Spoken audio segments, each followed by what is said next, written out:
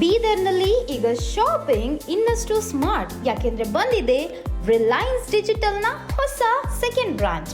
TV, fridge, washing machine, mobile, laptop ಸೇರಿದಂತೆ ಎಲ್ಲ ಹೊಸ ಟೆಕ್ನಾಲಜಿ ಉತ್ಪನ್ನಗಳು ಈಗ ಒಂದೇ ಜಾಗದಲ್ಲಿ ಲಭ್ಯ. ಗ್ರ್ಯಾಂಡ್ ಓಪನಿಂಗ್ ಆಫರ್ ಈಗ ಜೋರಾಗಿದೆ. ಆಯ್ಕೆ ಮಾಡಿದ ಪ್ರಾಡಕ್ಟ್ಗಳ ಮೇಲೆ 26,000 ತನಕ ಇನ್ಸ್ಟೆಂಟ್ ಡಿಸ್ಕೌಂಟ್ ಪಡೆಯಿರಿ. ಸುಲಭ ಫೈನಾನ್ಸ್ ಸೌಲಭ್ಯ, ವೇಗವಾದ ಡೆಲಿವರಿ ಮತ್ತು ಇನ್ಸ್ಟಾಲೇಷನ್, ದೊಡ್ಡ ದೊಡ್ಡ ಬ್ರ್ಯಾಂಡ್ಗಳ ಅತ್ಯುತ್ತಮ ಕಲೆಕ್ಷನ್. ಹಾಗಾದ್ರೆ ಇನ್ನೇಕೆ ತಡ? ಇವತ್ತೇ ಭೇಟಿ ನೀಡಿ ರಿಲಯನ್ಸ್ ಡಿಜಿಟಲ್, ಗುಂಪಾ ಮೇನ್ ರೋಡ್, ಮೈಲೂರು ಕ್ರಾಸ್ ಹತ್ತಿರ, ಬೀದರ್. ಹೆಚ್ಚಿನ ಮಾಹಿತಿಗಾಗಿ ಸ್ಕ್ರೀನ್ ಮೇಲೆ ಕಾಣಿಸುತ್ತಿರುವ ಸಂಖ್ಯೆಗೆ ಕರೆ ಮಾಡಿ.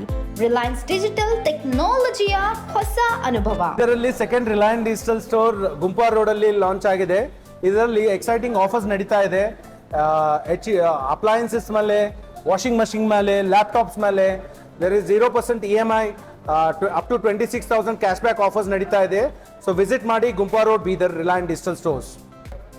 ಗ್ರಾಹಕರಿಗೆ ನಮ್ಮಲ್ಲಿ 50ಕ್ಕಿಂತ ಜಾಸ್ತಿ ವೆರೈಟಿ ಆಫ್ ACs ಇದೆ. ಅದ್ರ ಜೊತೆ ನಿಮಗೆ ಫ್ರೀ ಡೆಲಿವರಿ, ಇನ್ಸ್ಟಾಲೇಷನ್ ಮತ್ತು ಒಳ್ಳೆಯ ಆಫರ್ ಡಿಸ್ಕೌಂಟ್ಸ್ ನಡೀತಾ ಇದೆ.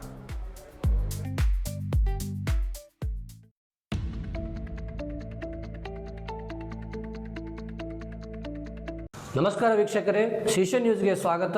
ನಾನು ಪವನ್ ಕುಮಾರ್. ಇಂದಿನ ಮುಖ್ಯಾಂಶಗಳು: ಬಸವಾದಿ ಶರಣರನ್ನು ಅವಹೇಳನೆ ಮಾಡುವವರು ಶರಣರ ಹೆಸರಿನ ಮೇಲೆ ಸಮಾವೇಶ ನಡೆಸುವುದು ಸೂಕ್ತವಲ್ಲ. ಆನಂದ್ ದೇವಪ್ಪ. ಅಪ್ರಾಪ್ತ ಬಾಲಕಿ ಕೊಲೆ, SITಯಿಂದ ತನಿಖೆ ಒತ್ತಾಯ. ಅಂಕುಶ್ ಗೋಖಲೆ.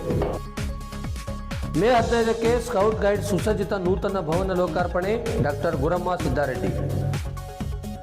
ಶರಣರ ತತ್ವ ಆದರ್ಶಗಳಿಗೆ ವಿರೋಧಿಸುವವರು ಮತ್ತು ಅವಮಾನ ಮಾಡುವವರು ಶರಣರ ಹೆಸರಿನ ಮೇಲೆ ಸಮಾವೇಶ ಮಾಡುವುದು ಅವರಲ್ಲಿ ನೈತಿಕತೆ ಇಲ್ಲ ಎಂದು ಜಾಗತಿಕ ಲಿಂಗಾಯತ ಮಹಾಸಭಾ ಮುಖಂಡ ಆನಂದ್ ದೇವಪ್ಪ ಹೇಳಿದರು. ಗುರುವಾರ ಇಲ್ಲಿಯ ಪತ್ರಿಕಾ ಭವನದಲ್ಲಿ ಜಾಗತಿಕ ಲಿಂಗಾಯತ ಮಹಾಸಭಾ, ಬಸವ ಕೇಂದ್ರ, ರಾಷ್ಟ್ರೀಯ ಬಸವ ದಳ, ಬಸವಪರ ಸಂಘಟನೆಗಳ ಮುಖಂಡರು ಜಂಟಿಯಾಗಿ ನಡೆಸಿದ ಸುದ್ದಿಗೋಷ್ಠಿಯಲ್ಲಿ ಅವರು ಮಾತನಾಡಿ, ಕನ್ನೇರಿ ಮಠದ ಶ್ರೀಗಳು ಹಿಂದೂ ಸಮಾವೇಶ ಮಾಡಲಿ ಅಭ್ಯಂತರ ಇಲ್ಲ, ಆದರೆ ಬಸವಾದಿ ಶರಣರ ಹೆಸರಿನ ಮೇಲೆ ನಡೆಸುವ ಸಮಾವೇಶಕ್ಕೆ ತೀವ್ರವಾಗಿ ಖಂಡಿಸುತ್ತೇವೆ ಎಂದರು. ಜಾಗತಿಕ ಲಿಂಗಾಯತ ಮಹಾಸಭಾ ಹಾಗೂ ಬಸವಪರ ಸಂಘಟನೆಗಳಿಂದ ಶಾಪೂರ್ನಲ್ಲಿ ಮೇ 15ರಂದು ಹಮ್ಮಿಕೊಂಡಿರುವ ಬಸವ ಅನುಯಾಯಿಗಳಲ್ಲಿ ಜಾಗೃತಿ ಮೂಡಿಸಲು ತಿಳುವಳಿಕೆ ಸಮಾವೇಶಕ್ಕೆ ಬೀದರ್ ಜಿಲ್ಲೆಯಿಂದ ಹೆಚ್ಚಿನ ಸಂಖ್ಯೆಯಲ್ಲಿ ಭಾಗವಹಿಸಲು ಮನವಿ ಮಾಡಿದರು. ಇದೇ ವೇಳೆ ಸಂಘಟನೆಯ ಮುಖಂಡರುಗಳಾದ ಮಾರುತಿ ಬೌದ್ಧೆ, ಮಹೇಶ್ ಗೊರ್ನಳ್ಕರ್ ಮತ್ತಿತರರು ಮಾತನಾಡಿ, ಬುದ್ಧ, ಬಸವ, ಅಂಬೇಡ್ಕರರ ತತ್ವಗಳ ಕುರಿತು ಮನಬಂದಂತೆ ಮಾತನಾಡಿ ಜನರ ಭಾವನೆಗಳಿಗೆ ಧಕ್ಕೆ ತರುತ್ತಿರುವ ಕನ್ನೇರಿ ಮಠದ ಸ್ವಾಮಿಗಳು ಮೇ 18ರಂದು ನಡೆಯಲಿರುವ ಸಮಾವೇಶಕ್ಕೆ ಅನುಮತಿ ನೀಡಬಾರದು. ಕನ್ನೇರಿ ಶ್ರೀಗಳನ್ನು ರಾಜ್ಯದಿಂದ ತಡಿಪಾರು ಮಾಡಲು ಒತ್ತಾಯಿಸಿದರು. ಶ್ರೀಗಳು ಇತ್ತೀಚೆಗೆ ಬುದ್ಧ, ಬಸವ, ಅಂಬೇಡ್ಕರರ ತತ್ವಗಳ ಕುರಿತು ಅವಹೇಳನಕಾರಿ ಹೇಳಿಕೆ, ನಿಂದನೆ ಮಾಡುತ್ತಿರುವುದು ಸಮುದಾಯಗಳಿಗೆ ತೀವ್ರ ನೋವನ್ನುಂಟು ಮಾಡಿದೆ ಎಂದರು. ಬುದ್ಧ, ಬಸವ ಮತ್ತು ಅಂಬೇಡ್ಕರರ ತತ್ವಗಳ ಅನುಯಾಯಿಗಳನ್ನು ವಿಭಜಿಸಿ ಮನೋವಾದಿಗಳ ಕುಮ್ಮಕ್ಕದಿಂದ ಹಿಂದುತ್ವ ಹೇರುವ ಹುನ್ನಾರು ನಡೆಸುತ್ತಿದ್ದಾರೆ ಎಂದು ಆರೋಪಿಸಿದರು. ಕೆಲ ದುಷ್ಟಶಕ್ತಿಗಳು ಬಾಂಬ್ ಸಿಡಿಸಿ ದೇಶ ನಾಶ ಮಾಡಿದರೆ, ಇನ್ನೊಂದೆಡೆ ಶಬ್ದಗಳ ಪ್ರಹಾರದಿಂದ ಸಂಸ್ಕೃತಿಯನ್ನು ನಾಶಪಡಿಸುತ್ತಿದ್ದಾರೆ. ಈ ಕೆಲಸ ಕನ್ನೇರಿ ಸ್ವಾಮಿಗಳಿಂದ ನಡೆಯುತ್ತಿದೆ ಎಂದು ದೂರಿದರು. ಸುದ್ದಿಗೋಷ್ಠಿಯಲ್ಲಿ ಜಾಗತಿಕ ಲಿಂಗಾಯತ ಮಹಾಸಭಾ ಅಧ್ಯಕ್ಷ ಬಸವರಾಜ್ ಬಿಳ್ಳ, ಸಂಘಟನೆ ಪ್ರಮುಖರಾದ ಅನಿಲ್ ಕುಮಾರ್ ಬೆಲ್ದಾರ್, ಓಂಕಾಶ್ ರೊಟ್ಟಿ, ಬಾಬು ಪಾಶ್ವಾನ್ ಮತ್ತಿತರರು ಉಪಸ್ಥಿತರಿದ್ದರು. ಶರಣರ ಹಿಂದೂ ಸಮಾವೇಶ ಅಂತೇಳಿ ಕನ್ನೇರಿ ಸ್ವಾಮಿ ಮಾಡಬೇಕಂತ ಪ್ಲಾನ್ ಮಾಡಿದೆ. 18ನೇ ತಾರೀಕಿಗೆ ಶಾಪೂರ್ನಲ್ಲಿ.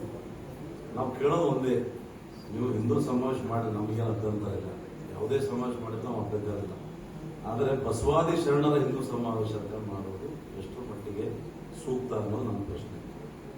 ಯಾವ ಬಸವಾದಿ ಶರಣರು ಯಾವ ತತ್ವ ಸಿದ್ಧಾಂತ ವಿರುದ್ಧ ತಮ್ಮ ಜೀವನವನ್ನೇ ಹೋರಾಟ ಮಾಡಿರುವಂತ ಒಂದು ಲಿಂಗಾಯತ ಧರ್ಮವನ್ನು 12ನೇ ಶತಮಾನದಲ್ಲಿ ಕಟ್ಟರು, ಅದೇ ಅವರೇ ಹೆಸರ ಮೇಲೆ ಅವರ ತತ್ವ ಆದರ್ಶಗಳ ವಿರುದ್ಧ ಇವತ್ತ ಸಮಾವೇಶ ಮಾಡಿಕೊಂಡಿದ್ದಾರೆ. ಇದು ತೀವ್ರ ಖಂಡನೀಯ.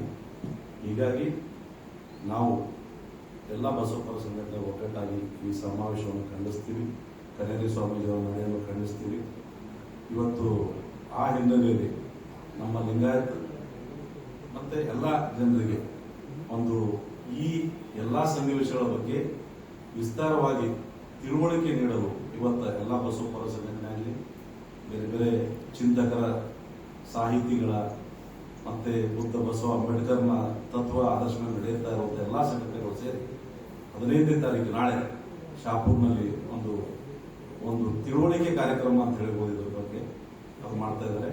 ನಮ್ಮ ಬೀದರ್ ಜಿಲ್ಲೆಯಿಂದ ಎಲ್ಲ ಸಂಘಟನೆಗಳು ಸೇರಿ ಹೆಚ್ಚಿನ ಸಂಖ್ಯೆಯಲ್ಲಿ ನಾಳಿನ ಕಾರ್ಯಕ್ರಮದಲ್ಲಿ ಶಾಪೂರ್ನಲ್ಲಿ ಭಾಗಿಯಾಗಬೇಕಂತ ನಾನು ಪರವಾಗಿ ಕೇಳ್ಕೊಡ್ತೀನಿ. ಮತ್ತು ಮುಂಬರುವಂಥ ದಿನಗಳಲ್ಲಿ ನಾವೆಲ್ಲ ಸೇರಿ ಎಲ್ಲ ಬುದ್ಧ ಬಸವ ಅಂಬೇಡ್ಕರ್ ಅನ್ವಯಗಳು, ಬಸವಣ್ಣನವರ ಅನ್ವಯಗಳು ಎಲ್ಲ ಸೇರಿ ಇಂಥ ಒಂದು ಕೀಳು ಮಟ್ಟದ ಏನು ಒಂದು ಕೆಲಸ ಈ ಸಮಾಜದಲ್ಲಿ ಮಾಡಬೇಕಂತ ಪ್ರಯತ್ನ ಮಾಡ್ತಾ ಇದ್ದಾರೆ. ಅದರ ವಿರುದ್ಧವಾಗಿ ನಾವೆಲ್ಲ ಒಗ್ಗಟ್ಟಾಗಿ ಹೋರಾಟ ಮಾಡಿ ನಮ್ಮ ಜನರಿಗೆ ಒಳ್ಳೆ ಮಾರ್ಗದಲ್ಲಿ ನಾವೆಲ್ಲ ಕರ್ಕೊಂಡು ಹೋಗುವಂಥ ಪ್ರಯತ್ನ ನಾವು ಮಾಡಬೇಕಾಗಿದೆ ಅಂತ ಹೇಳಿ ಸಂದರ್ಭದಲ್ಲಿ ಹೇಳ್ತೀನಿ. ಧನ್ಯವಾದ. ಕಮಲ್ನಗರ್ ತಾಲೂಕಿನ ಬೆಳಕುಣಿ ಗ್ರಾಮದಲ್ಲಿ ಅಪ್ರಾಪ್ತ ಬಾಲಕಿಯ ಮೇಲೆ ಲೈಂಗಿಕ ದೌರ್ಜನ್ಯ ನಡೆಸಿ ಕೊಲೆಗೈದ ಆರೋಪಿಯ ವಿರುದ್ಧ ಪೋಸ್ಕೋ ಪ್ರಕರಣ ದಾಖಲಿಸಿ ಕೂಡಲೇ ಬಂಧಿಸುವಂತೆ ಜನರ ಧ್ವನಿ ಸಂಘಟನೆ ಸಂಸ್ಥಾಪಕ ಅಧ್ಯಕ್ಷ ಅಂಕುಶ್ ಗೋಖಲೆ ಒತ್ತಾಯಿಸಿದರು.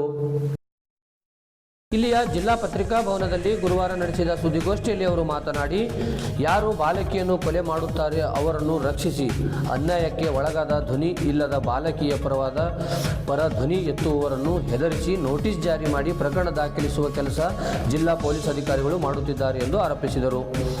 ಒಂದೇ ಘಟನೆಗೆ ಸಂಬಂಧಿಸಿದಂತೆ 2 ರೀತಿ ಎಫ್ಐಆರ್ ದಾಖಲಿಸಿ ಆರೋಪಿಯನ್ನು ರಕ್ಷಿಸುವ ಹುನ್ನಾರು ನಡೆಯುತ್ತಿದೆ ಎಂದು ದೂರಿದರು. ಸದರಿ ಪ್ರಕರಣವನ್ನು ಎಸ್ಐಟಿಯಿಂದ ತನಿಖೆ ಮಾಡಬೇಕು, ಕೊಲೆಯಾದ ಬಾಲಕಿಯ ಮರು ಶವ ಪರೀಕ್ಷೆ ನಡೆಸಬೇಕು, ತನಿಖೆಯನ್ನು ಬೇರೆ ಜಿಲ್ಲೆಯ ಪ್ರಾಮಾಣಿಕ ಅಧಿಕಾರಿಗಳ ತಂಡದಿಂದ ನಡೆಸಬೇಕು ಎಂದು ಜಿಲ್ಲಾ ಉಸ್ತುವಾರಿ ಸಚಿವರಿಗೆ ಗೋಖಲೆ ಒತ್ತಾಯಿಸಿದರು. ಸಂಘಟನಾಕಾರರು, ಸ್ವಾಭಿಮಾನಿಗಳು ಇದು ಕೊಲೆ ಅಂತಂದು ಗೊತ್ತಾದ ಮೇಲೆ ಕೆಲವರು ಧ್ವನಿ ಎತ್ತಕ್ಕಂಥದ್ದು ವಿಷಯನ ಪೊಲೀಸ್ ವರಿಷ್ಠಾಧಿಕಾರಿಗಳು ಗಮನಕ್ಕೆ ಬಂದ ಮೇಲೆ ನಿನ್ನೆ 13ನೇ ತಾರೀಕು ರಾತ್ರಿ 11 ಗಂಟೆಗೆ ಏನದ ಅಂತಂದ್ರೆ ಪುನಃ ಕೇಸನ್ನು ಲಖನ್ ಅಂತಕ್ಕಂಥ ವ್ಯಕ್ತಿಯನ್ನು ಅನಧಿಕೃತವಾಗಿ ಕುಸ್ತಿ ಮತ್ತು ಪಟುವುದು ಏನದಂದ್ರೆ ಟ್ರೈನಿಂಗ್ ಕೊಡ್ತಕ್ಕಂಥ ವ್ಯಕ್ತಿಯನ್ನು ತಂತಾನೆ ಹೇಳಿಕೊಂಡು ಆ ವ್ಯಕ್ತಿಯ ಅಪ್ರಾಪ್ತ ಬಾಲಿಕೆಯನ್ನು ಹಣ ಕೊಡಬೇಕಂತಂದು ಚಿತ್ರಹಿಂಸೆ ಕೊಡೋದ್ರ ಮುಖಾಂತರ ಆ ಮಗುವಿನ ತಂತಾನೇ ಆತ್ಮಹತ್ಯೆ ಮಾಡ್ಕೊಂಡಿದ್ದಾಳೆ, ಅವರು ಪ್ರಚೋದನೆಯಿಂದ ಆತ್ಮಹತ್ಯೆ ಮಾಡ್ಕೊಂಡಿದ್ದಾಳೆ ಅಂತಂದು ಮೊದಲು ತಂತಾನೆ ಮಾಡ್ಕೊಂಡಿದ್ದಾಳೆ, ಆಮೇಲೆ ಇವನು ಪ್ರಚೋದನೆ ಮುಖಾಂತರ ಆತ್ಮಹತ್ಯೆ ಆಗಿದೆ ಅಂತ ಬರೀತಾರೆ. ಸೊ ನಿನ್ನೆ SP ಅವರು ಆರೋಪಿಯನ್ನು ಜೊತೆಗಿಟ್ಕೊಂಡು ಅಪ್ರಾಪ್ತ ಬಾಲಿಕೆಯ ನಿರ್ದಯವಾಗಿ ಕೊಲೆ ಮಾಡಿದಂಥ ಲಖನ್ ಅಂತ ವ್ಯಕ್ತಿಗೆ SP ಆಫೀಸಲ್ಲಿ ಕೂಡಿಸ್ಕೊಂಡು ಆ ಅಪ್ರಾಪ್ತ ಬಾಲಕಿಯ ತಂದೆ ತಾಯಿಗೆ ಮತ್ತು ಆರೋಪಿಗೆ ಸಂಧಾನ ಮಾಡ್ತಕ್ಕಂಥ ಕೆಟ್ಟ ಮತ್ತು ನಿರ್ದಯವಾದಂಥ ಸಂಗತಿ ನಿನ್ನೆ ನಡೆದಿದೆ. ಇದಕ್ಕೆ ಧ್ವನಿ ಎತ್ತಕ್ಕಂಥ ವ್ಯಕ್ತಿಗಳಿಗೆ ಅಂಜಿಸ್ತಕ್ಕಂಥ ವ್ಯವಸ್ಥೆ ನಡೀತಾ ಇದೆ. ಹಾಗಾಗಿ ನಮ್ಮ ಹೋರಾಟದ ಮುಖಾಂತರ, ಈ ವೇದಿಕೆ ಮುಖಾಂತರ ಹೇಳೋದಿಷ್ಟೇ, ಇದನ್ನು ವ್ಯವಸ್ಥಿತವಾಗಿ ಈ ಪ್ರಕರಣವನ್ನು ಮುಚ್ಚಾಕಲಿಕ್ಕೆ ಆ ಕ್ಷೇತ್ರದ ಶಾಸಕರಾದಂಥ ಪ್ರಭು ಚವ್ಹಾಣ್ ಅವರ ನೇರವಾದಂಥ ಕೈವಾಡಿದೆ. ಹಾಗಾಗಿ ಇದನ್ನು SIT ತನಿಖೆಗೆ ಒಪ್ಪಿಸಬೇಕು. ಆ ಆರೋಪಿಗೆ ನೇರವಾಗಿ ಲೈಂಗಿಕ ದೌರ್ಜನ್ಯ ಮತ್ತು ಕೊಲೆ ಕೇಸನ್ನು ಕೂಡಲೇ ದಾಖಲಿಸಬೇಕು. ಮತ್ತು ಈಗಾಗಲೇ ಆ ಕೊಲೆ ಆದಂಥ ಮಗುವಿನ ಶವ ಆಗಿದೆ, ಹೂಳಲಾಗಿದೆ, ಅಂತ್ಯ ಸಂಸ್ಕಾರ ಆಗಿದೆ. ಅದನ್ನು ನಮ್ಮ ಒತ್ತಾಯ ಏನಂದ್ರೆ ಆ ಶವವನ್ನು ಮರುಪರೀಕ್ಷೆ ಮಾಡಬೇಕು. ಮರುಪರೀಕ್ಷೆ ಮಾಡಲಿಕ್ಕೆ ಬೀದರ್ ನಗರದ ಶಿವನಗರ್ ಉತ್ತರ ಭಾಗದಲ್ಲಿ 2 ಕೋಟಿ ರೂಪಾಯಿ ವೆಚ್ಚದಲ್ಲಿ ಸುಸಜ್ಜಿತವಾಗಿ ನಿರ್ಮಿಸಲಾದ ಸಿದ್ದಾರೆಡ್ಡಿ ಸ್ಕೌಟ್ಸ್ ಮತ್ತು ಗೈಡ್ಸ್ ಭವನ ಮೇ 15 ಶುಕ್ರವಾರ ಲೋಕಾರ್ಪಣೆ ಮಾಡಲಾಗುತ್ತಿದೆ ಎಂದು ಭಾರತ ಸ್ಕೌಟ್ಸ್ ಮತ್ತು ಗೈಡ್ಸ್ ರಾಜ್ಯ ಸಹಾಯಕ ಆಯುಕ್ತರೂ ಆದ ಜಿಲ್ಲಾ ಘಟಕದ ಮುಖ್ಯ ಆಯುಕ್ತೆ ಡಾಕ್ಟರ್ ಗುರಮ್ಮ ಸಿದ್ದಾರೆಡ್ಡಿ ತಿಳಿಸಿದರು. ಗುರುವಾರ ಪತ್ರಿಕಾಭವನದಲ್ಲಿ ನಡೆಸಿದ ಸುದ್ದಿಗೋಷ್ಠಿಯಲ್ಲಿ ಮಾತನಾಡಿದ ಅವರು, ನನ್ನ ಪತಿಯವರಾದ ಡಾಕ್ಟರ್ ಸಿದ್ದಾರೆಡ್ಡಿ ಅವರ ಜೀವಿತಾವಧಿಯಲ್ಲಿ ಸ್ಕೌಟ್ ಗೈಡ್ಸ್ ಭವನ ನಗರದಲ್ಲಿ ನಿರ್ಮಾಣವಾಗಬೇಕೆಂಬ ಕನಸು ಕಂಡಿದ್ದರು. ಆದರೆ ನಗರದಿಂದ ಸೈಟ್ ಬಹಳ ದೂರವಿರುವುದರಿಂದ ಅವರ ಕನಸು ಹಾಗೆಯೇ ಉಳಿದಿತ್ತು. ಮುಂದೆ ಅವರ ಸುಪುತ್ರರಾದ ಕಲಬುರಗಿ ಯುನೈಟೆಡ್ ಆಸ್ಪತ್ರೆ ವ್ಯವಸ್ಥಾಪಕ ನಿರ್ದೇಶಕ ಹಾಗೂ ಡಾಕ್ಟರ್ SS ಸಿದ್ದಾರೆಡ್ಡಿ ಫೌಂಡೇಶನ್ ಅಧ್ಯಕ್ಷರಾದ ಡಾಕ್ಟರ್ ವಿಕ್ರಮ್ ಸಿದ್ದಾರೆಡ್ಡಿ ಹಾಗೂ ಕಲಬುರಗಿ ಶ್ರೀ ಸಿದ್ದರಾಮೇಶ್ವರ ಕಣ್ಣಿನ ಆಸ್ಪತ್ರೆಯ ಮುಖ್ಯಸ್ಥೆ ಡಾಕ್ಟರ್ ರಾಜೇಶ್ವರಿ ಸಿದ್ದಾರೆಡ್ಡಿ ಅವರು ಹಣ ಕೊಟ್ಟು ನಗರದ ಹತ್ತಿರ ನಿವೇಶನ ಖರೀದಿಸುವ ಮೂಲಕ ತಂದೆಯವರು ಕಂಡ ಕನಸು ನನಸಾಗಿಸಿದ್ದಾರೆ ಎಂದರು. ಭವನ ನಿರ್ಮಾಣಕ್ಕೆ ನಿವೇಶನ ಲಭ್ಯವಾಗಿದ್ದರೂ ಹಣಕಾಸಿನ ನೆರವಿಗಾಗಿ ಜಿಲ್ಲಾ ಉಸ್ತುವಾರಿ ಸಚಿವ ಈಶ್ವರ್ ಖಂಡ್ರೆ, ಕೆಜಿಡಿಬಿ ಅಧ್ಯಕ್ಷ doctor Ajay Singh, scout guides ರಾಜ್ಯ ಆಯುಕ್ತರಾದ PGB ಸಿಂಧೆ ಅವರ ಸಹಾಯಕದಿಂದ ಭವನ ನಿರ್ಮಾಣಕ್ಕೆ 2 ಕೋಟಿ ಹಣ ಮಂಜೂರು ಮಾಡಿಸಿದರು. ಹೀಗಾಗಿ ಆ ಹಣದಲ್ಲಿ ನಿರ್ಮಾಣವಾದ ಭವನ ಲೋಕಾರ್ಪಣೆಗೆ ಸಜ್ಜಾಗಿದೆ ಎಂದು ತಿಳಿಸಿದರು. ಸುಸಜ್ಜಿತ ಸ್ಕೌಟ್ಸ್ ಭವನ ನಿರ್ಮಾಣಕ್ಕೆ ಸಹಕರಿಸಿ ಲಿಂಗೈಕ್ಯ ಡಾಕ್ಟರ್ SS ಸಿದ್ದಾರೆಡ್ಡಿ ಅವರ ಕನಸು ಸಾಕಾರಗೊಳಿಸಿದ ಅವರೆಲ್ಲರನ್ನೂ ಧನ್ಯವಾದಗಳು ತಿಳಿಸಿದರು. ಸ್ವಾಗತ ಮಾಡಲಿಕ್ಕೂ ತುಂಬ ಸಂತೋಷ ಅನಿಸ್ತದೆ. ಯಾಕಂದರೆ ಈ ಭವನ ಇದ್ದಾಗ ಮಾತ್ರ ಮಕ್ಕಳಿಗೆ ತರಬೇತಿ ಕೊಡಲು, ಆಮೇಲೆ ದೊಡ್ಡವರಿಗೂ ಕೂಡ ಕಮಿಷನರ್ ಕೋರ್ಸ್ ಮಾಡಲು, ಅನೇಕ ಕೋರ್ಸ್ಗಳ ತರಬೇತಿ ಕೊಡಲು, ಆಮೇಲೆ ಫಂಕ್ಷನ್ಸ್ ಸಮಾರಂಭಗಳನ್ನು ಮಾಡಲು ಅನುಕೂಲ ಆಗ್ತದೆ.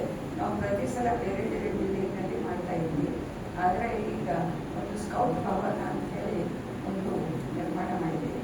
ಅದಕ್ಕೆ ಜನರ ಸಹಕಾರ ಭಾಳ ಸಿಕ್ಕಿದೆ. ನಾವು ಇದಕ್ಕೆ ಬಜೆಟ್ ಹೆಂಗೆ ಮಾಡಬೇಕು ಅನ್ನೋದು ಒಂದು ಯೋಚನೆ ಇತ್ತು ನಮಗೆ. ಯಾಕಂದರೆ ಅದಕ್ಕೆ ಈಗ 2 ಕೋಟಿ ಖರ್ಚು ಮಾಡಿ ಭವನವನ್ನು ನಿರ್ಮಾಣ ಮಾಡಿದ್ದೇವೆ. ಸೈಟಿಯನ್ನು ನಾವು ಕೊಡ್ಬೋದು, ಆದರೆ ಬಜೆಟ್ ಬೇಕಲ್ಲ ನಿರ್ಮಾಣ ಮಾಡಲಿಕ್ಕೆ. ನಾವು 10 ಲಕ್ಷ 5 ಲಕ್ಷ ಕಲೆಕ್ಟ್ ಮಾಡಿ ಯಾವಾಗ ಅದು ಬಜೆಟಿಗೆ ಹೋಗಬೇಕು, ಯಾವಾಗ ಭವನ ನಿರ್ಮಾಣ ಆಗಬೇಕು ಅಂತ ಯೋಚನೆ ಮಾಡಿದಾಗ ನಮ್ಮ ಈಶ್ವರ್ ಖಂಡ್ರೆ ಅವರು, ಜಿಲ್ಲಾ ಉಸ್ತುವಾರಿ ಸಚಿವರಾದಂಥ ಈಶ್ವರ್ ಖಂಡ್ರೆ ಅವರು, ಇಲ್ಲಕ್ಕ ಇದರಲ್ಲಿ HKDBನಲ್ಲಿ ಹೈದರಾಬಾದ್ ಕರ್ನಾಟಕ ಅಭಿವೃದ್ಧಿ ಮಂಡಳಿಯಲ್ಲಿ ಹೇಳಿದ್ದೆ, ಅಜಯ್ ಸಿಂಗ್ ಅವ್ರಿಗೆ ಹೇಳಿ ಕೊಡ್ಸೋಣ, ಚೇರ್ಮನ್ ಅವರೇ ಅದರ ಅಂತ ಹೇಳಿ ಅವ್ರು ಹೇಳಿದ್ರು.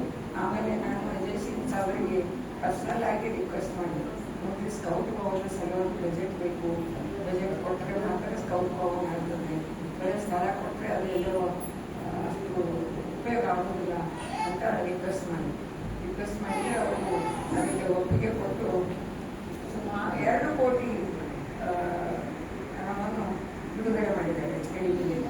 ಅದಕ್ಕಾಗಿ ಈ ಹೈದರಾಬಾದ್ ಕರ್ನಾಟಕ ಅಭಿವೃದ್ಧಿ ಮಂಡಳಿಯ ಎಲ್ಲರಿಗೂ, ಎಲ್ಲ ಸದಸ್ಯರಿಗೂ, ತಮಗೆಲ್ಲರಿಗೂ ಹಾಗೂ ಶ್ರೀ ಅಜಯ್ ಸಿಂಗ್ ಸಾವರಿಗೆ, ಆಮೇಲೆ ಈಶ್ವರ್ ಖಂಡ್ರೆ ಅವರು ಕೂಡ ಬಹಳಷ್ಟು ಇದಕ್ಕೆ ಆಸಕ್ತಿ ವಹಿಸಿ ಬಜೆಟನ್ನು ಸ್ಯಾಂಕ್ಷನ್ ಮಂಜೂರಾತಿ ಮಾಡಿಸಿದರು. ಅದು ಈಗ ಬಿಲ್ಡಿಂಗ್ ತಯಾರಾಗಿದೆ. ಇನ್ನು ಮುಂದೆ ಯಾವುದೇ ಒಂದು ತರಬೇತಿ ಆಗಲಿ, ಒಂದು ಫಂಕ್ಷನ್ಸ್ ಆಗಲಿ, ಸ್ಕೌಟ್ ಗೈಡ್ಸಿಂದು ಅಲ್ಲಿ ಮಾಡಲಾಗ್ತದೆ. ಅಷ್ಟೇ ಅಲ್ಲ, ಬರೀ ಸ್ಕೌಟ್ ಗೈಡ್ಸಿಂದಲ್ಲ, ಅಲ್ಲಿ ಯಾರಾದರೂ ಓಣಿನಲ್ಲಿ ಬೇಡಿದ್ರು ಸಣ್ಣ ಪುಟ್ಟ ಕಾರ್ಯಕ್ರಮಗಳನ್ನು ಕೂಡ ಮಾಡ್ಕೋಬಹುದು ಆಗಿದೆ. ಆದರೆ ಒಂದಂದರೆ ಈಗ ಮಕ್ಕಳಿಗೆ ಸೇವಾ ಮನೋಭಾವನೆ ಬರಲಿಕ್ಕೆ, ಫ್ರೆಂಡ್ಶಿಪ್ ಬೆಳೀಲಿಕ್ಕೆ ಈ ಸ್ಕೌಟ್ ಅನ್ನೋದು ಭಾಳ ಸಹಾಯ ಮಾಡ್ತದೆ. ಕ್ರಿಯಾಶೀಲರಾಗ್ತಾರೆ ಮಕ್ಕಳ ಒಂದು ವ್ಯಕ್ತಿತ್ವ ಪರಿಪೂರ್ಣ ಆಗ್ತದೆ. ಅದರಿಂದ ಈ ಸ್ಕೌಟ್ ಗೈಡ್ಸ್ನಿಂದ ಸಮಾಜಕ್ಕೆ ಬಹಳ ಉಪಯೋಗ ಇದೆ. ಡಾಕ್ಟರ್ ಸಿದ್ದಾರೆಡ್ಡಿ ಅವರು 25 ವರ್ಷ ಈ ಸ್ಕೌಟ್ ಗೈಡ್ಸಿನ ಆಯುಕ್ತರಾಗಿ ಕಾರ್ಯವನ್ನು ನಿರ್ವಹಿಸಿದ್ದು. ಅವರ ಮನಸ್ಸಿನ ಪ್ರಕಾರ ನಾವು ಒಂದು ಕಟ್ಟಡವನ್ನು ಮಾಡಿದೆವು. ಅದೇನು ಬಹಳ ದೊಡ್ಡ ಸಾಧನೆ ಅಂತ ನಾನು ತಿಳ್ಕೊಂಡಿಲ್ಲ. ಯಾಕಂದರೆ ಎಲ್ಲರ ಸಹಕಾರ ಇದ್ದರೆ ಮಾತ್ರ ಕೆಲಸ ಆಗ್ತದೆ. ಯಾರ್ದು ಸಹಕಾರ ಇಲ್ಲಂದರೆ ಯಾವುದೇ ಒಂದು ಕಟ್ಟಿ ಎತ್ತಿರಲಿಕ್ಕೆ ಆಗೋದಿಲ್ಲ. ಅದಕ್ಕೆ ತಮಗೆಲ್ಲರಿಗೆ ಅಭಿನಂದನೆಗಳನ್ನು ತಿಳಿಸ್ತೀನಿ. ಅಷ್ಟೇ ಅಲ್ಲ, ಈ ಸ್ಕೌಟ್ ಗೈಡ್ಸ್ ಇನ್ನೂ ಹೆಚ್ಚಾಗಿ ಬೆಳೀಲಿ, ತಾವೆಲ್ಲರೂ ಕೂಡ ಆಸಕ್ತಿಯನ್ನು ವಹಿಸಿ ತಮಗೆಲ್ಲ ನಾನು ಅಭಿನಂದನೆಗಳನ್ನು ಸಲ್ಲಿಸ್ತೀನಿ ಸಹಕಾರ ಮಾಡಿದ್ದಕ್ಕೆ. ಮತ್ತು ಇನ್ನೂ ಮುಂದೆ ಸ್ಕೌಟ್ ಗೈಡ್ಸ್ ಹೆಚ್ಚಿನ ಬೆಳೆದು ನಮ್ಮ ಜಿಲ್ಲೆ ಈಗ 2ನೇ ಸ್ಥಾನದಲ್ಲಿದೆ ರಾಜ್ಯದಲ್ಲಿ. ಇನ್ನು ಕಳೆದ ವರ್ಷ 1ನೇ ಸ್ಥಾನ ಬಂದಿತ್ತು, ಆದರೆ ಈ ವರ್ಷ ಸ್ವಲ್ಪ 2ನೇ ಸ್ಥಾನದಲ್ಲಿ ಬಂದಿದೆ. ಅದಕ್ಕೆ ಇನ್ನು ಮುಂದೆ ಮತ್ತೆ ನಾವು 1ನೇ ಸ್ಥಾನದಲ್ಲಿ ಬರುವ ಪ್ರಯತ್ನವನ್ನು ಕೂಡ ಮಾಡ್ತೇವೆ.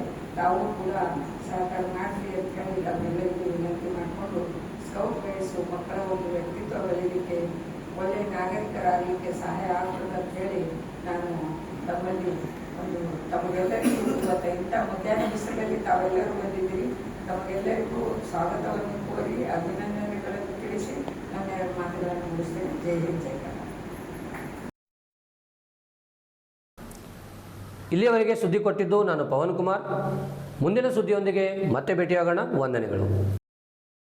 ಬೀದರ್ನಲ್ಲಿ ಈಗ ಶಾಪಿಂಗ್ ಇನ್ನಷ್ಟು ಸ್ಮಾರ್ಟ್, ಯಾಕೆಂದ್ರೆ ಬಂದಿದೆ ರಿಲಯನ್ಸ್ ಡಿಜಿಟಲ್ನ ಹೊಸ second branch TV, fridge, washing machine, mobile, laptop ಸೇರಿದಂತೆ ಎಲ್ಲ ಹೊಸ ಟೆಕ್ನಾಲಜಿ ಉತ್ಪನ್ನಗಳು ಈಗ ಒಂದೇ ಜಾಗದಲ್ಲಿ ಲಭ್ಯ. ಗ್ರ್ಯಾಂಡ್ ಓಪನಿಂಗ್ ಆಫರ್ ಈಗ ಜೋರಾಗಿದೆ. ಆಯ್ಕೆ ಮಾಡಿದ ಪ್ರಾಡಕ್ಟ್ಗಳ ಮೇಲೆ 26,000 ತನಕ ಇನ್ಸ್ಟೆಂಟ್ ಡಿಸ್ಕೌಂಟ್ ಪಡೆಯಿರಿ. ಸುಲಭ ಫೈನಾನ್ಸ್ ಸೌಲಭ್ಯ, ವೇಗವಾದ ಡೆಲಿವರಿ ಮತ್ತು ಇನ್ಸ್ಟಾಲೇಷನ್, ದೊಡ್ಡ ದೊಡ್ಡ ಬ್ರ್ಯಾಂಡ್ಗಳ ಅತ್ಯುತ್ತಮ ಕಲೆಕ್ಷನ್. ಹಾಗಾದ್ರೆ ಇನ್ನೇಕೆ ತಡ? ಇವತ್ತೇ ಭೇಟಿ ನೀಡಿ ರಿಲಯನ್ಸ್ ಡಿಜಿಟಲ್, ಗುಂಪಾ ಮೇನ್ ರೋಡ್, ಮೈಲೂರು ಕ್ರಾಸ್ ಹತ್ತಿರ, ಬೀದರ್.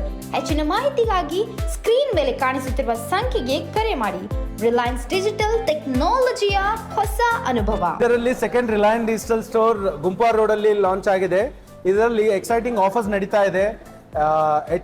ಅಪ್ಲಯನ್ಸಸ್ ಮೇಲೆ, ವಾಷಿಂಗ್ ಮಷಿನ್ ಮೇಲೆ, ಲ್ಯಾಪ್ಟಾಪ್ಸ್ ಮೇಲೆ there is 0% EMI, up to 26,000 cash back offers ನಡೀತಾ ಇದೆ. ಸೊ ವಿಸಿಟ್ ಮಾಡಿ Gumpa road, Bidar, Reliance digital stores. ಗ್ರಾಹಕರೇ, ನಮ್ಮಲ್ಲಿ 50ಕ್ಕಿಂತ ಜಾಸ್ತಿ ವೆರೈಟಿ ಆಫ್ ಎ ಸಿಸ್ ಇದೆ. ಅದ್ರ ಜೊತೆ ನಿಮಗೆ ಫ್ರೀ ಡೆಲಿವರಿ, ಇನ್ಸ್ಟಾಲೇಷನ್ ಮತ್ತು ಒಳ್ಳೆಯ ಆಫರ್ ಡಿಸ್ಕೌಂಟ್ಸ್ ನಡೀತಾ ಇದೆ.